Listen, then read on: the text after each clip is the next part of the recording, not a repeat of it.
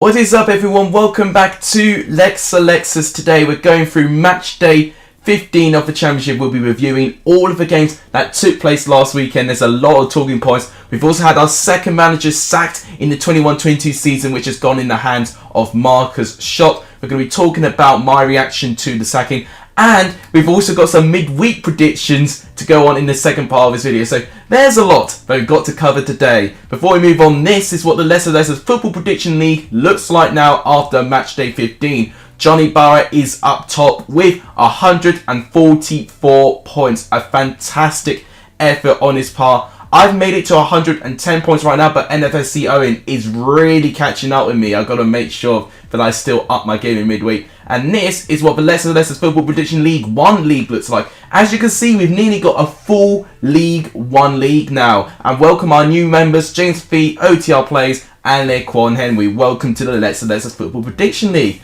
But if you guys like what you see, want to see more content, please make sure to give this video a like. It does tremendously help the channel. Please do hit that subscribe button if you haven't done so. It does really help the channel. Let's try and push to 900 subscribers as soon as we can. That would really help the channel. And please share this video and this channel to as many people as you can. That is how we're going to grow together as a community. But without any further ado, let's start reviewing what went on in these weekend's game.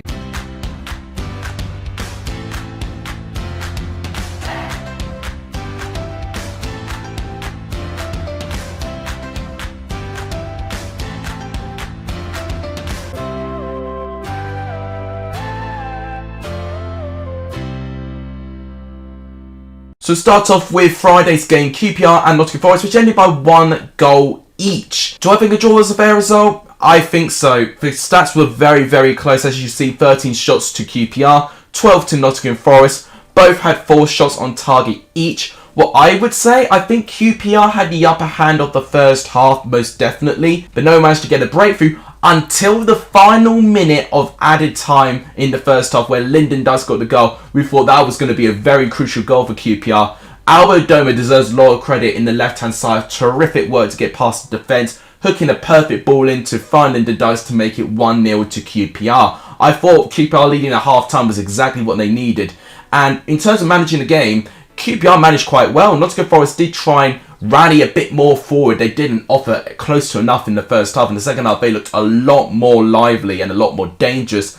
And QPR did manage to hold on to them until the 91st minute, where a cross came in. It wasn't really well cleared by QPR, and Jack Colback taking a long shot, taking a wicked deflection off a defender, and that shot got in the net past the reach at the end to make it 1-1. It's a real snatch and grab point for Nottingham Forest, but I think with the work that Nottingham Forest did put themselves in the second half, I think they deserved a really small thing out of it. They did have a couple of penalty appeals ruled away as well. It was actually a rather good game, and I'm really impressed by both these sides with different reasons. But with QPR, it's another example of them throwing the lead away, and they've got to try and eradicate that in future games. Now to the early Saturday game, which we thought was going to be a pretty close contest between Fulham and West Brom, but very far from it.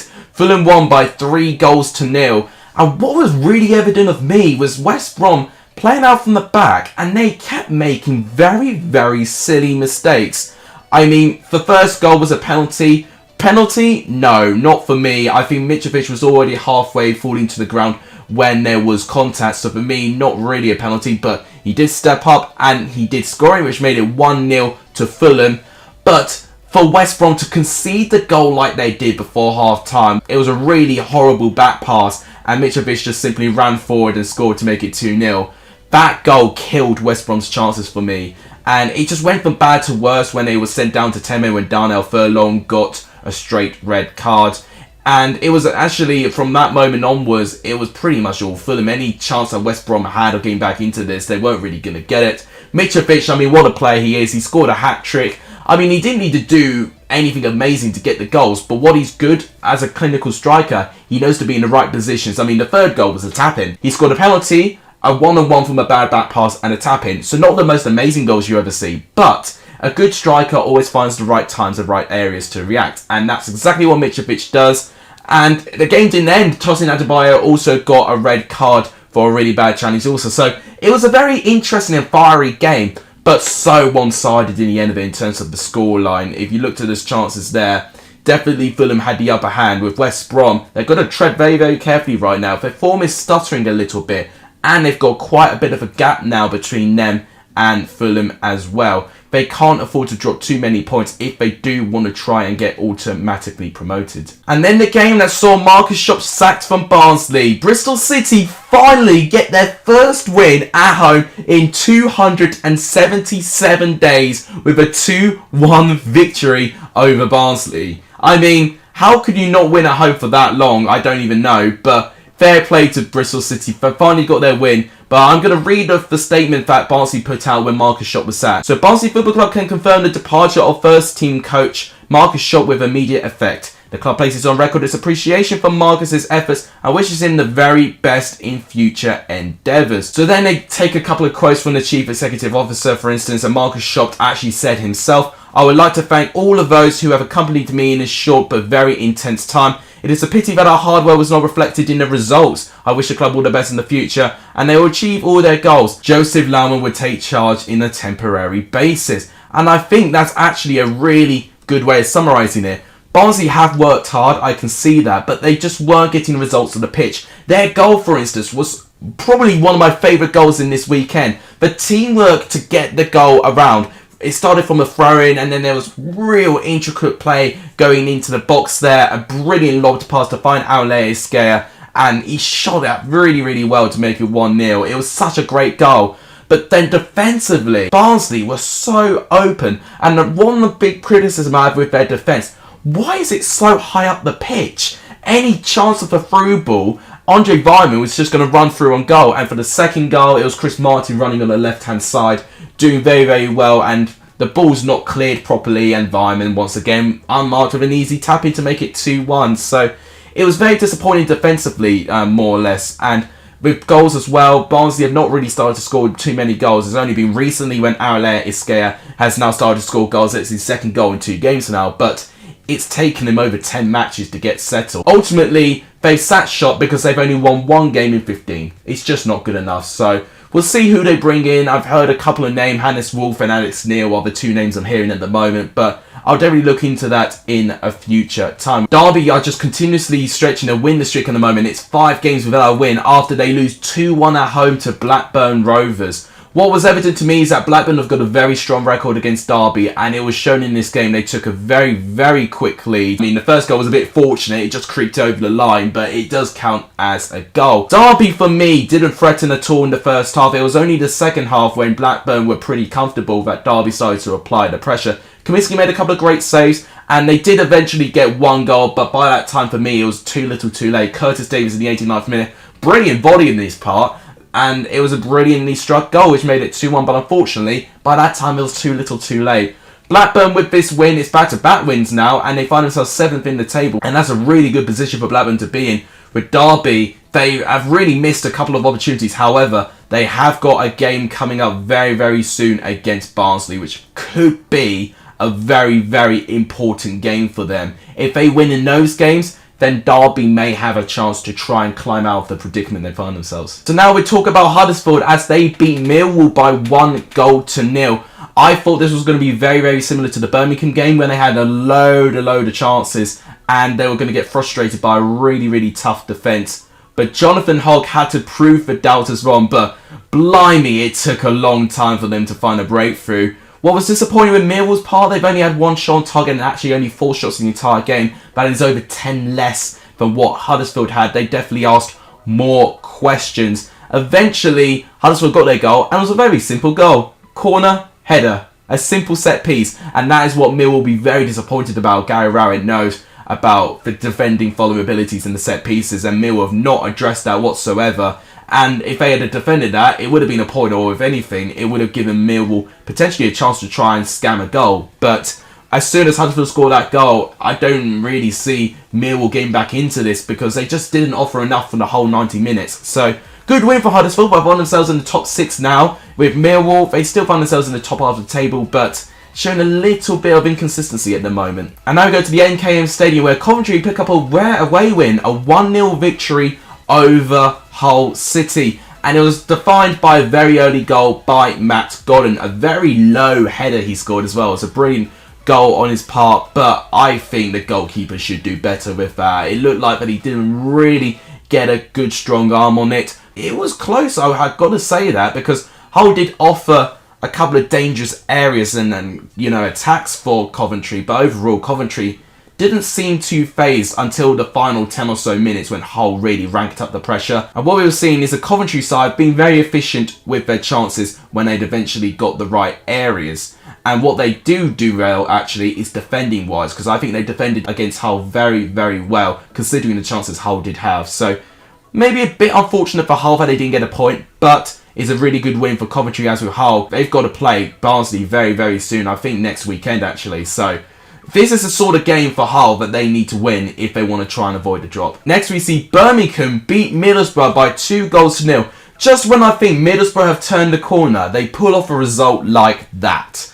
I mean, if you look to the first goal, it is on Joe Lumley. I can't defend what Joe Lumley has done here. And this is not the first time this has happened to Joe Lumley this season as well. I know even throughout his career as well, with the kind of clangers he made at QPR as well. But basically, Joe Lumley tried to go and win a long looping ball delivered into the box. He misses the ball entirely. Mark Roberts gets ahead of him, and his header just goes into an empty net to make it 1-0 to Birmingham. And disappointingly, on Middlesbrough's part, minutes later, defending-wise, they're not switched on. Scott Hogan with a good amount of space to score past Lumley to make it 2-0 to Birmingham. And ultimately, Birmingham only needed those 2 goals. They could have given the rest of the possession to Middlesbrough, but they would have defended it well. And for me, Middlesbrough just really, once again, proving to be a bit inconsistent in churning up results. Because I think Middlesbrough definitely, with the expectation that they have, should be up there in the Championship. So a couple of alarm bells ringing at the moment. Neil Warnock definitely needs to try and rein in some consistency. With Birmingham, it's a great recovery based on their really poor form in around September time. It's now back-to-back wins for them. And of course, they've got a chance to make it 3 wins out of 3 midweek as well. If they get 3 wins there, it'll be a terrific comeback for Birmingham. Next, we make it to Deepdale, and Preston are proving to really turn around their home form. They beat Luton by 2-0, and Emil Reece-Jacobson managing to score 11 goals in all competitions so far this season. Now, he had previously signed a contract, I think, to 2025. This was Emil Reece-Jacobson's game to lose, and what a goal he scored for his first goal, by the way. In the right-hand side of the penalty box, and bang, right in the post and in. It was an unbelievable strike by Emil Reece-Jacobson. Definitely one of my favourite goals I've seen this weekend. Second goal was from a penalty. Do I think it was a penalty? Touch and go once again. I can really not make my mind up for penalties. Reece-Jacobson steps up, makes it 2-0 to Preston. Now, Luton for me were disappointing, especially in terms of the first half. I needed Luton to compete in that first half performance.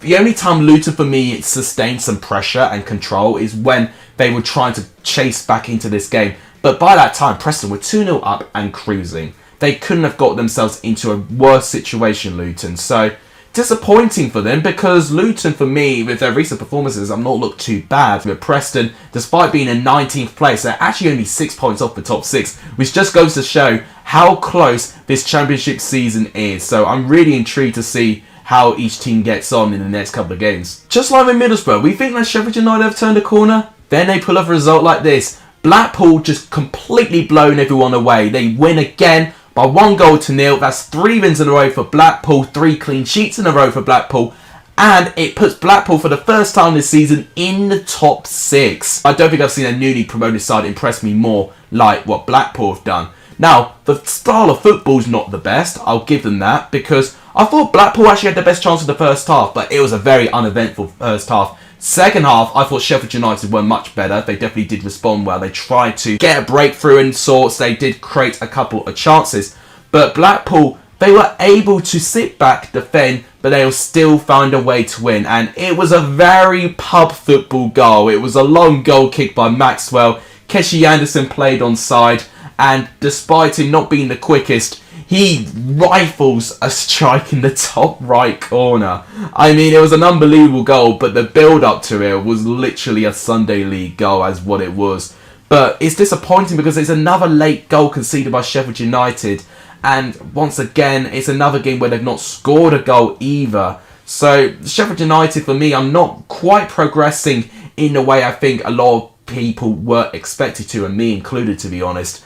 Blackpool right now have proven that they don't need to play the most beautiful football, but they can still get results. And ultimately, football is always a results-based game, so fair play to Blackpool. And then an absolutely bonkers game at the Bet365 Stadium. Stoke 3, Cardiff 3. I mean, this reminds me of Cardiff's 3-goal comeback against Leeds 2 years ago. This is the 2021-22 version of this one. So Stoke get to 3-0 up. Jacob Brown scores a very, very early goal in the game. And then Stephen Fletcher, who I almost forgot about, he scores a brace, 1 goal in the first half and a second goal in the second half. And you think, okay, Stoke are 3-0 up. They're going to be very, very comfortable here. But then within minutes later, Ruben Colwill does get one back. Very disappointing for me from the goalkeeper. I don't know how he couldn't save that shot. It literally went through his arms, but that goal spurred Cardiff into life because in that time, they scored 3 goals in 5 minutes. I mean, how could Stoke capitulate that much in one small period of the game? How could they? Their defensive organisation must have been dreadful, and it was. Mark Harris and especially Kiefer Moore's goal. Very poor defending, very poor positioning from the centre-backs as well. And overall, it was too easy. And if anything, Cardiff were unlucky not to win because they had a goal disallowed from offside. So for Stoke to nearly throw away a 3-goal lead just like that really caused a concern for me. And it's the second home game where they've not managed to win after them having an incredible home form. And Stoke right now is struggling with form. This is now 4 games without a win. So why are Stoke now dropping form? I mean, I think a big part of that is the injury to Nick Powell. Since he's been injured, Stoke have really struggled to find that creativity.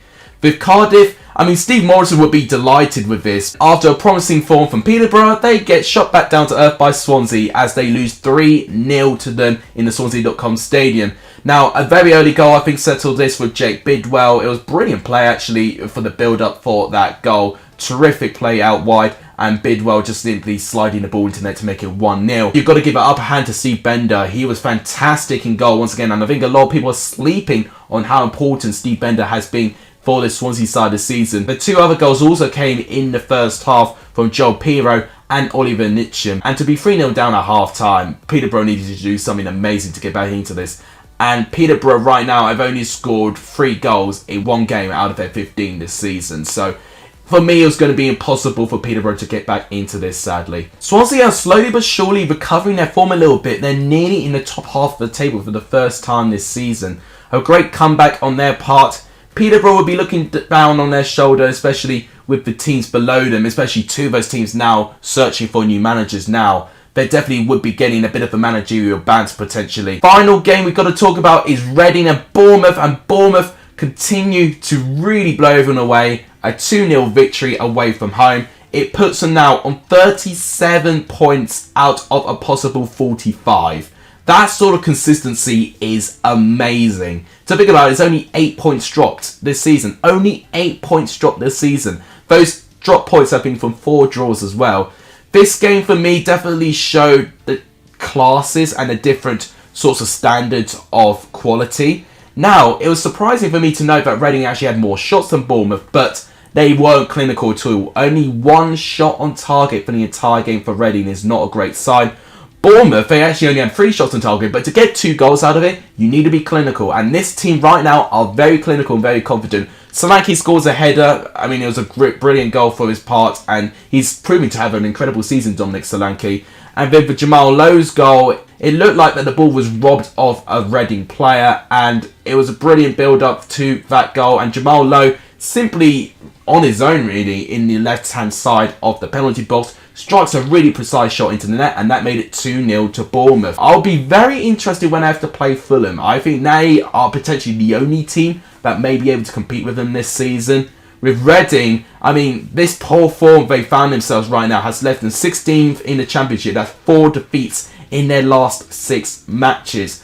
And definitely with that points deduction potentially looming for Reading, got to be a little bit careful. So that wraps up my review of the Championship games. This is what the Championship table looks like. So Bournemouth and Fulham up top, with West Brom, Coventry, Huddersfield and Blackpool in the top 6. And there's a 6-point gap between Blackpool and Preston, all the way down in 19th. And the teams a little bit below that standard are Peterborough, Cardiff in the bottom 3, Hull, Barnsley and derby. You can vote yourselves on your picks for the Let's Letters Awards on the community post. So now to end the video, I'm going to go through my score predictions for the midweek games. Also, guys, make sure you remember to comment your score predictions as well, so you can have a chance to get on the Let's Letters Football Prediction League. We'll start off with Tuesday's games, Birmingham and Bristol City first. Birmingham doing okay at home. Of course, Birmingham recovered their form. Bristol City proving to have a very strong away record. I might edge Bristol City here, you know. I'm going to give them a 2-1 away win because I actually thought they fought really, really well against Barnsley, considering how good I thought Barnsley were. Coventry and Swansea. I don't see this game with many goals, to be honest with you. I might just edge Coventry here. I'm going to go for 1-0. I think this will be a rather quiet game. Luton and Middlesbrough. It's tricky, but for me, I'm got a bit more faith in Luton, actually. I'm going to go for a 2-0 win to Luton. Millwall, Reading. Both with a disappointing result in the weekend. Millwall kind of been a bit inconsistent with their wins and defeats, but at least they're not drawing games. And Reading, I mean, they're just on a bad run of form, Reading, aren't they? So I'm going to go for 1-0 Millwall. I don't think there'll be many goals either. Nottingham Forest and Sheffield United is interesting. I think I may back Forest, you know. I think with their form, I think they could trounce Sheffield United with that. I'm going to go for 2-1 Forest, actually. And Peterborough, Huddersfield. You know what? I think for the fact that Peterborough are very strong at home, actually, and Huddersfield have been quite inconsistent, especially away from home. Away from home, they've actually not scored in their last 3 away games. So I'm going to go for a 1-0 win to Peterborough, but could be wrong on that one. Now we go to Wednesday's games. So Barnsley derby. Could we see a managerial bounce? Maybe, but I'm going to go for a 1-1 draw. I think both teams will cancel each other out, but that's a very crucial game. Both teams really need a win, to be honest. Blackburn and Fulham. I'm going to go 3-1 Fulham. I don't see anyone stopping them at the moment, despite how good Blackburn have been at home. Blackpool and Stoke. I'm going to go 2-1 Blackpool. Bournemouth and Preston. I remember this game last year. Preston really threw a spanner in the works and beat Bournemouth by 4-2. But I think this is a different season for Bournemouth. I'm going to go for 3-0 Bournemouth. Cardiff and QPR. I mean, Cardiff have lost their last 4 home games. QPR have lost their last 3 away games. So both teams are a bit of a disadvantage here, but I might edge QPR, I think, for their goal scoring talent they've got on the pitch. I'm going to go 2-1 QPR. And finally, West Brom and Hull. For me, I don't think we'll see many goals, but I'll edge West Brom with a better squad, for my opinion. 1-0 West Brom. But that wraps it up, guys, for my review video today. If you guys enjoyed it, please give the video a like. It does tremendously help the channel. Please do hit the subscribe button if you haven't done so. It does really help. And please share this video on this channel to as many people as you can. All of that really make my day. But now wrap it up. Thank you guys so much for watching. You guys are legendary for this video. And as always, I'll see you guys very, very soon. Take care.